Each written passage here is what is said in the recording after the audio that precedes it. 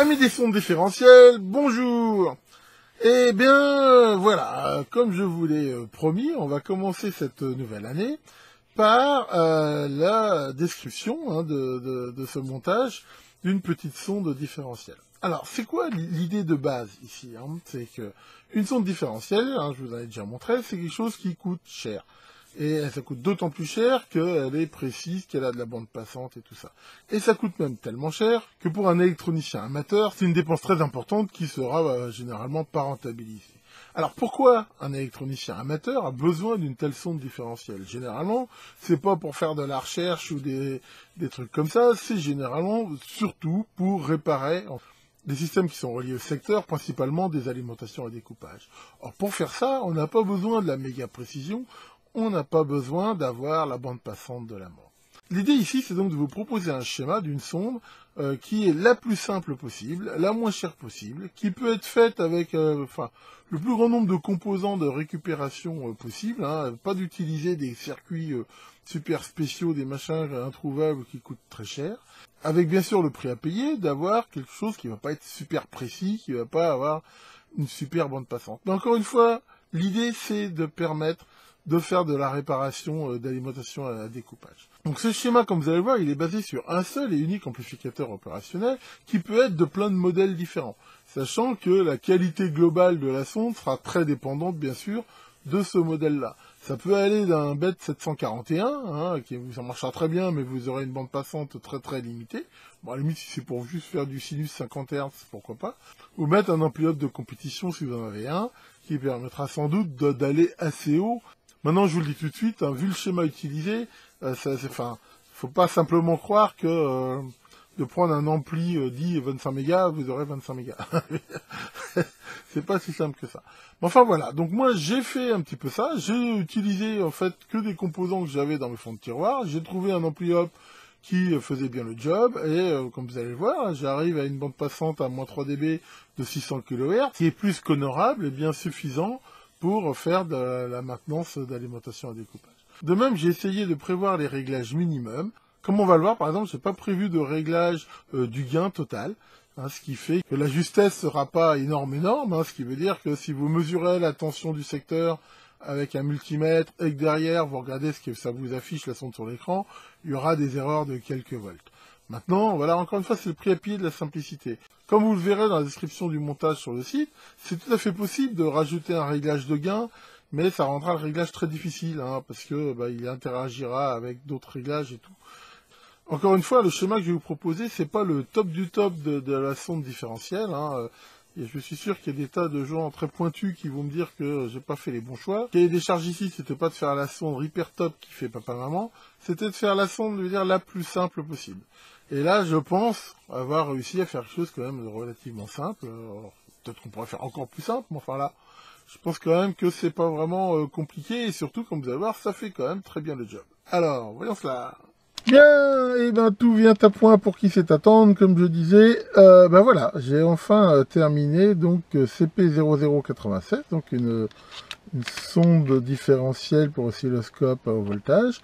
Donc elle s'alimente la mienne en 5 volts et sa particularité est de pouvoir s'alimenter donc sur une prise USB éventuellement disponible sur l'oscilloscope. Donc ça c'est assez sympa, ça évite d'avoir une AIM en plus. Et on ressort ici la sortie USB si on en a aussi besoin. Donc à la limite ça peut être chaîné ici quelque part. Sinon ça sort donc sur un câble BNC ici qu'on va mettre sur l'entrée directe d'un oscilloscope. Et on voit ici les deux entrées différentielles avec des prises bananes ici de sécurité qui permettent donc de la brancher sur ce qu'on veut, sachant que on peut éventuellement torsader les fils, comme je l'avais montré sur d'autres sondes différentielles pour enlever un petit peu le bruit ambiant. Et voilà, donc rapidement, on va voir ça plus en détail, mais donc elle accepte jusqu'à 600 volts de tension de mode commun. Ici, elle a une impédance d'entrée donc de 10 mégohms. Et donc, elle divise par 100, enfin c'est une fois 100, comme on dit, pour parler comme des sondes d'oscillo, ici. Et donc, elle a une bande passante à moins 3 dB de 600 kHz, bon, ce qui n'est pas énorme, mais qui est de toute façon bien suffisant, on va dire, pour travailler avec des alimes à découpage. 600 volts, eh ben, on voit qu'elle sort donc plus ou moins 6 volts ici. Et bien sûr, elle fonctionne aussi en continu, hein, donc elle va du continu à 600 kHz. Alors voyons un petit peu justement le genre de mesure qu'on peut faire avec. Donc on va déjà faire le truc de base, hein, ça va être de mesurer la tension secteur. Donc là voilà, je vais me brancher directement ici sur le secteur. Et voilà, on voit ici la tension secteur, hein, avec un max à 324, hein, ce qui correspond à peu près hein, à la tension RMS hein, de chez moi qui est de l'ordre de 230 volts. Hein, donc ça marche plutôt bien. La fréquence est bien sûr de 50 Hz. Et ici, donc on voit qu'on peut faire ça sans absolument aucun danger. Donc là, on va faire un deuxième essai. Par exemple, tiens, on va regarder l'évolution de la tension à la mise en route aux bornes d'un condensateur de filtrage au primaire d'une alimentation à découpage. Donc voilà, hein, ici par exemple, on voit bien ici la mise en route. Hein. Bon, la dernière chose qu'on va faire maintenant, on va aller justement regarder un petit peu un signal par exemple qu'il y a aux bornes du primaire. Donc voilà par exemple le genre de mesure qu'on peut faire avec une sonde comme ça différentielle. Hein, ici on voit c'est directement la sortie là, du circuit intégré de hachage du primaire. On voit ici très bien le burst d'impulsion. Mais on voit que voilà, c'est des 416 volts pic-pic et pas du tout isolé du secteur. Là, on peut mesurer ça sans aucun problème, alors que ça serait plutôt dangereux de faire ça, bien sûr, avec une sonde normale. Et ici, juste pour répondre très rapidement à quelqu'un qui m'a posé la question, bien sûr, ça marche avec n'importe quel type d'oscillo. Donc, bien sûr, avec un oscilloscope ici analogique, hein, comme cet AMEG ici. Enfin voilà, c'est pas du tout lié au fait que l'oscillo soit numérique ou pas. Bon, on n'aura sans doute pas l'alimentation USB sur un analogique. Mais enfin voilà, hein, comme on le voit, là ça fonctionne aussi très très bien. Avant toute chose et de passer au schéma de la sonde proprement dit, je voudrais juste faire un petit rappel. Dans ma vidéo précédente sur les amplificateurs d'instrumentation, je vous avais montré que le schéma typique c'était celui-ci. Et c'est toujours vrai, hein, mais c'est pas celui que j'ai utilisé ici. Comme on va le voir, hein, et comme j'ai déjà dit, mon but était une grande simplicité. Donc j'ai pris une version, je veux dire, très light de ce truc-là, qui est vraiment ce qu'on appelle l'amplificateur différentiel, on va dire, de base. Alors, on n'a pas le temps ici de l'expliquer en détail, mais on trouve plein d'infos dessus sur Internet. Mais ce qu'il faut savoir, c'est que si on prend ici cette configuration-là, et que toutes les résistances ont la même valeur, eh ben, le gain total sera de 1 et la tension de sortie ici serait bien égale à la différence ici entre les deux tensions d'entrée. Voilà ce qu'il faut retenir. Et l'impédance d'entrée totale sera égale à n'importe laquelle des résistances vu qu'elles ont toutes la même valeur, mais donc mettons ici R1. La dernière chose qui est importante, c'est que le fameux taux de réjection en mode commun, ici, qui est très important, il est lié ici au fait que le rapport entre les résistances, ici, est le même. C'est-à-dire ici, vu qu'elles sont toutes égales, égale à 1. C'est-à-dire que, en gros, plus les valeurs de ces résistances sont vraiment identiques, meilleure sera la réjection, sachant qu'éventuellement on peut amener à compenser un petit peu les défauts de l'ampli.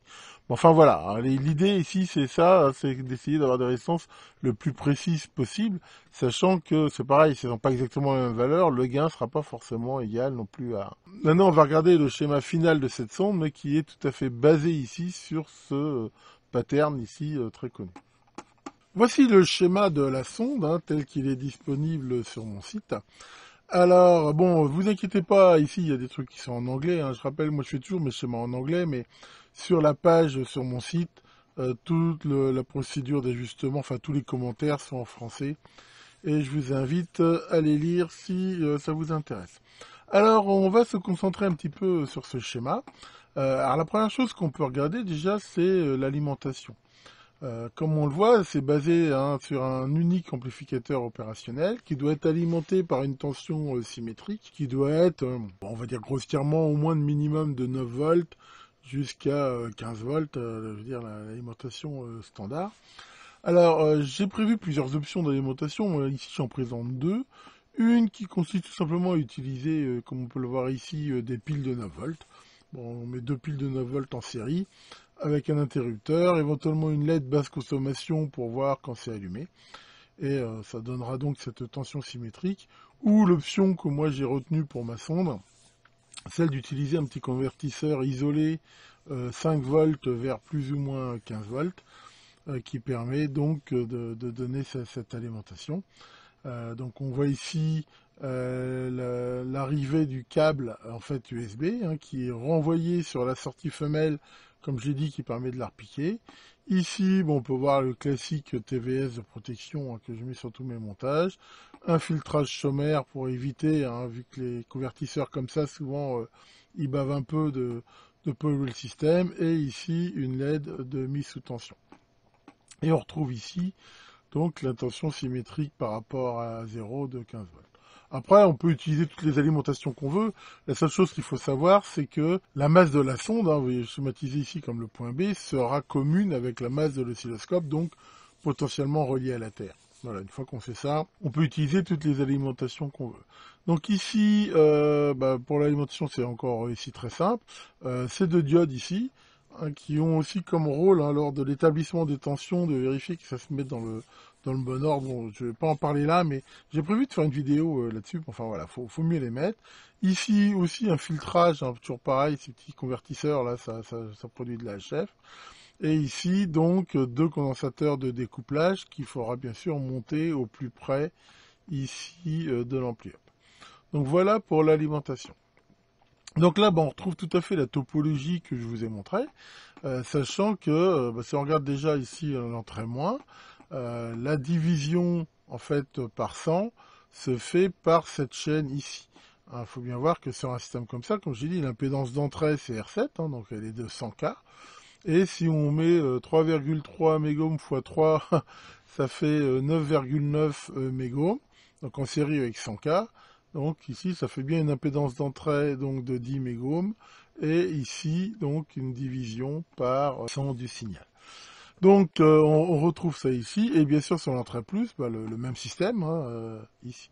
Alors ce qu'on peut voir, hein, c'est ces fameux condensateurs ici, qui sont importants. Alors c'est ce qu'on appelle de la compensation. Alors c'est pareil, je vais pas rentrer dans le détail puisque cette vidéo elle va déjà être bien longue. Enfin voilà, en gros, hein, c'est ce genre de choses. L'idée c'est d'annihiler les capacités, les inductances parasites, tout ça qu'il peut y avoir dans un tel atténuateur. Et pour ce faire, le principe de base, c'est que la constante de temps RC de cette branche-là, soit égale ici à celle-là, quoi. Hein. Donc en gros, le produit RC ici soit égal à celui-ci.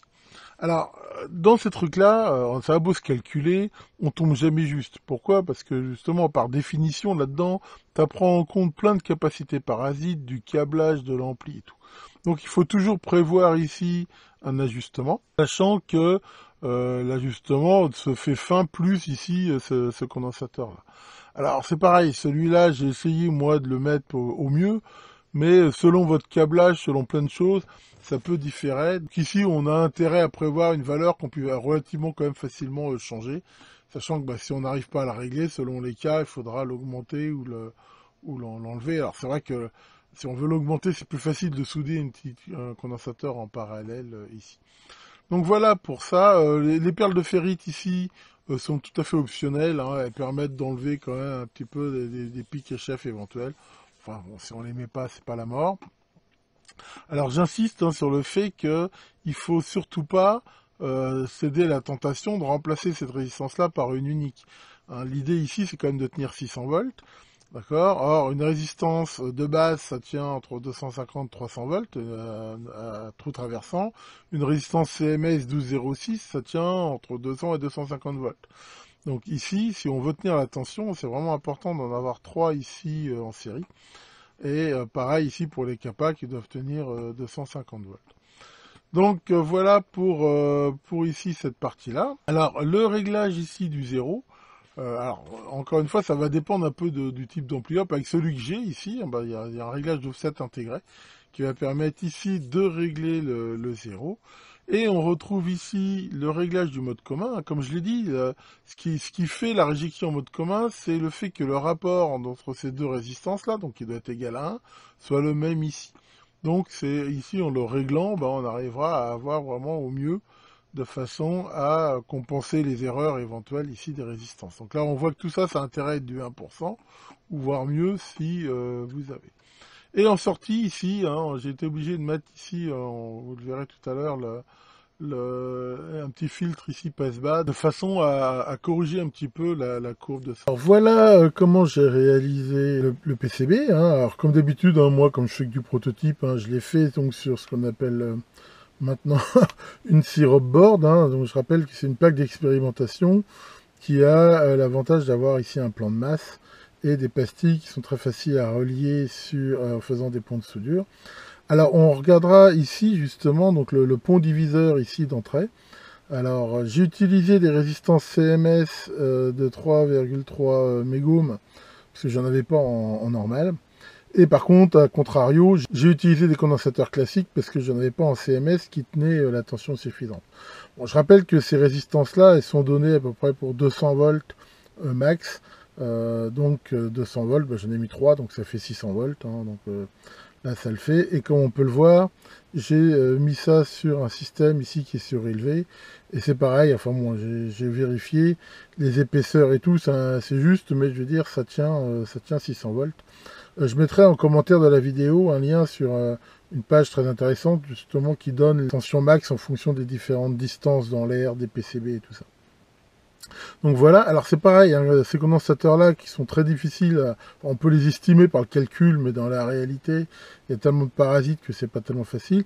Donc là, j'ai fait quelque chose, comme on peut le voir, je les ai mis sur des tulipes, ce qui permet éventuellement de les changer assez facilement. Bon, en HF, c'est pas très conseillé de faire ça, mais enfin ici, je veux dire, ça le fait bien. Puis les supports tulipes, ils sont quand même bons. Donc ça permet vraiment de régler ça au mieux. Ici, ensuite, sinon, j'ai monté, voilà, ça de façon classique. Je vous conseille de mettre un accès vraiment facile à une masse, hein, parce que dans la calibration, comme on va le voir, on va avoir besoin ici d'avoir accès ici facilement à la masse avec une sonde d'oscillo ou quelque chose comme ça. Voilà, sinon, alors moi j'ai utilisé donc ce petit convertisseur, c'est pareil, hein, je l'ai monté comme on peut le voir ici sur des supports, ce qui fait que s'il y a besoin, ce sera très facile ici à changer. Et puis sinon, voilà, là en fait je vais faire des liaisons soudées, hein, vu que c'est quand même pas nécessité de bien être démonté. Donc le câblage derrière, comme d'habitude, à minima, hein, sachant que pour faire les liaisons, maintenant, j'utilise beaucoup ça. Hein, c'est de la gaine 1 mm isolante. L'avantage, c'est que ça tient à la chaleur, hein, c'est de la fibre de verre. Donc avec les pattes et en faisant des ponts de soudure, voilà, ça le fait très bien au niveau des connexions. Donc voilà pour ça. Hein, donc c'est surtout ici hein, qu'il faut bien faire attention aux isolations. Après, là, je veux dire, on est plutôt en basse tension, donc ça craint pas. Et j'ai remis ici donc la sortie USB qui permet éventuellement de ne pas bouffer la sortie USB de l'oscillo pour l'alimentation. Alors ensuite, ensuite c'est très simple. Hein. Pour le boîtier, donc j'ai pris ici un boîtier en plastique que j'avais. Alors comme j'avais pas la place pour mettre ici les prises, bon allez, je me suis fait un petit usinage de vacances et j'ai usiné ici dans ce bout de plastique là ce bloc. Voilà, donc là ça le fait bien. Alors j'ai bien sûr prévu un blindage, bon qui est pas à 100%, mais enfin déjà qui devrait bien aider ici. Donc comme on peut le voir, la plaque voilà, se met ici comme ça. Derrière, il y a des entretoises comme ça ici qui vont venir dessus. Et derrière, j'ai prévu, comme on peut le voir ici, un blindage de cuivre, voilà, qui va venir ici se mettre, de façon à donner un blindage le plus efficace possible, sachant que derrière, il y a le couvercle là qui vient ici dessus. Bon, puis bien sûr, il faut mettre les traditionnelles belles étiquettes sirop. Donc voilà, donc j'ai plus maintenant qu'à passer les fils, hein, c'est pareil, là j'ai prévu des passe-fils ici. Donc passer les fils, mettre des blocages, souder ça, et derrière, il n'y aura plus qu'à le régler et à l'utiliser. Maintenant, nous allons voir les réglages. Alors, pour faire les réglages, donc il suffit déjà de la mettre sous tension. La première chose à faire, c'est le réglage du zéro. Alors pour ce faire, ce qu'il faut faire, c'est très simple. Il faut court-circuiter les entrées. Voilà. Se mettre ici à la sortie sur la sensibilité maximum. Voilà. Et régler, comme on va le voir, le zéro. Bon, elle était déjà réglée, mais je vais le dérégler un peu pour vous montrer. Et tourner ici le zéro, voilà, comme on voit, de façon à ce que la valeur moyenne soit bien à zéro. C'est un réglage, voilà, ici. Donc là, il faut vraiment, voilà, avoir une valeur moyenne ici, hein, que ça soit bien ici à 0. Donc voilà pour le réglage du 0. Alors ensuite, il faut faire le réglage de ce qu'on appelle justement la fameuse réjection en mode commun. Alors pour ce faire, c'est un petit peu plus compliqué, bien que c'est pas la mort non plus. Ce qu'il faut, c'est toujours relier les deux entrées, ça change rien, et mettre ensuite un générateur entre la masse ici, la masse du montage, et les deux entrées reliées ensemble. Alors, allons-y gaiement. Donc là, on met donc un signal, le plus haute tension disponible qu'on peut avoir. Hein. Moi, c'est 20 volts de la sortie de mon gêné à 100 Hz hein, ou 50 Hz. Hein.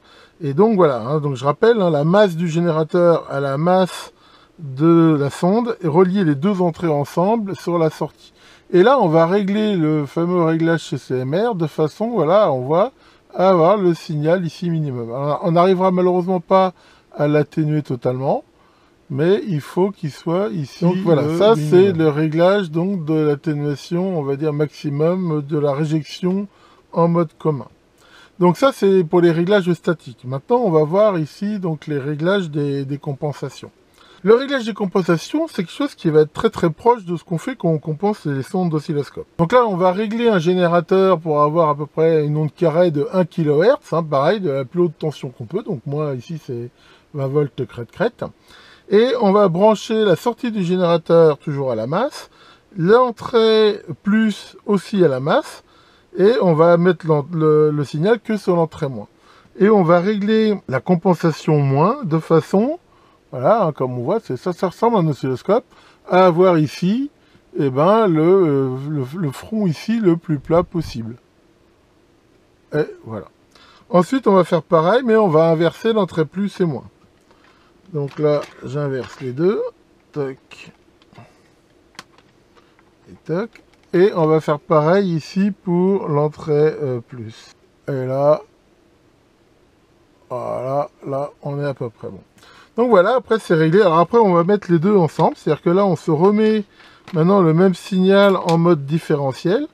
Hein, c'est-à-dire sur les deux entrées. Et on va éventuellement peaufiner s'il y a besoin. Mais là, on voit que non, ça reste très bon. Bon, il y a une toute petite déviation, mais vraiment, c'est mineur. Ici, je pense pas qu'on aura tellement mieux. On peut toujours essayer un peu, mais non. Ah si, tiens, on peut un tout petit peu corriger, voilà. Ici, comme ça. Donc voilà, ici, on voit que bah, c'est parfaitement compensé. Hein. On voit que le signal ici, le front, là, ici, il est parfait. Et ben voilà, c'est tout ce qu'il y a à faire au niveau des réglages. Hein. Comme on voit, c'est vraiment simple.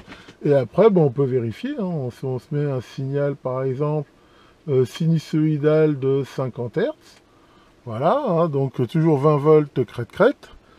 Voilà, et que on a réglé l'oscilloscope pour une atténuation de 100, hein, ce qui est tout à fait normal vu que la sonde atténue de 100.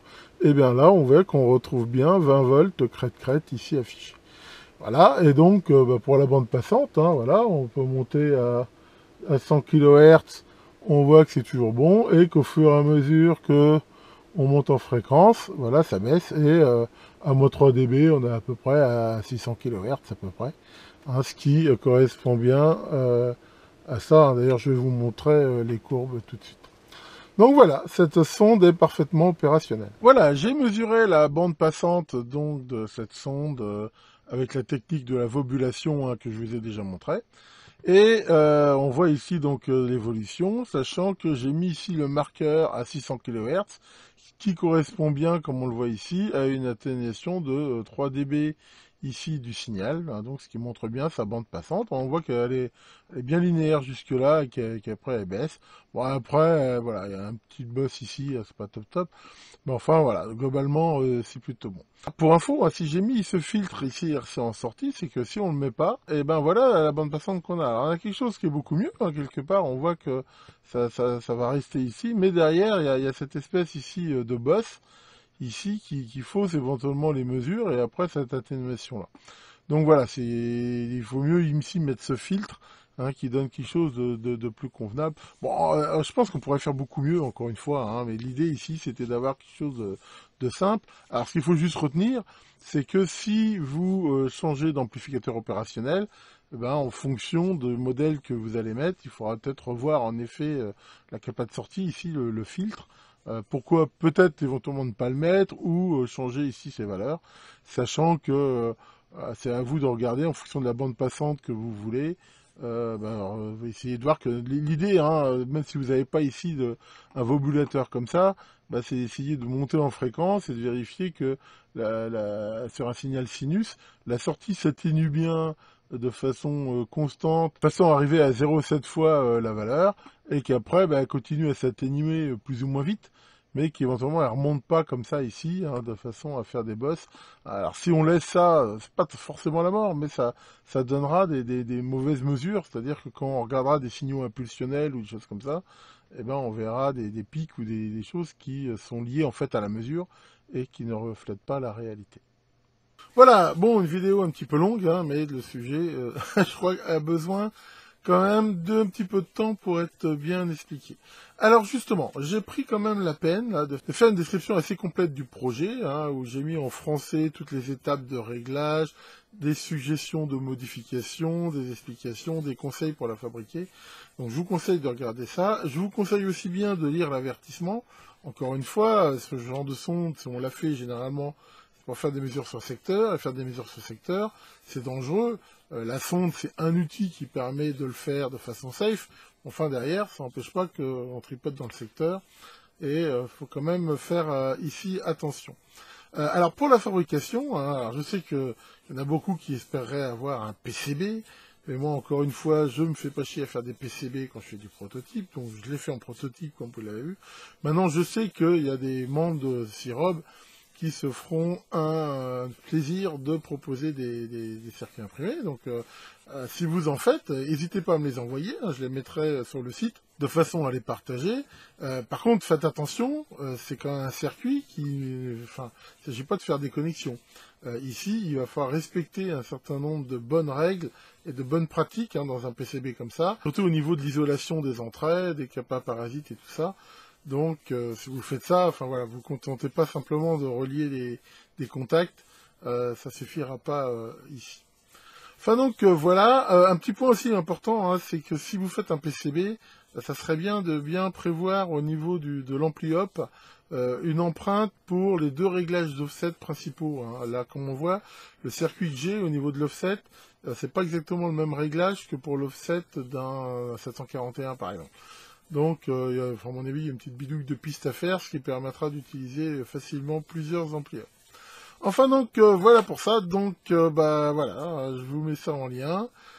Si vous avez des questions, bah voilà, posez-les sur le groupe Facebook ou en commentaire de la vidéo. Si je peux, j'essaierai d'y répondre. J'espère que cette sonde bah, vous permettra d'en faire une pour vraiment pas cher. Hein. J'ai regardé, hein, même en achetant tous les composants, on peut faire ça pour moins de 20 €. Ce qui est quand même ici assez intéressant. Tiens, monsieur Maurice, alors, qu'est-ce que tu fais? Ça va? Non, qu'est-ce qui se passe? Tu t'es encore pris la tête avec pincette. Ah là là là là, pourquoi? Parce que te demandais où c'était le col du fémur et tu savais pas? Eh ben, si t'avais appris ta géographie, tu le saurais. Oh là là là là. Bon, allez. Que le grand Spark, Dieu des étincelles, veille sur vos montages et à très bientôt pour de nouvelles vidéos.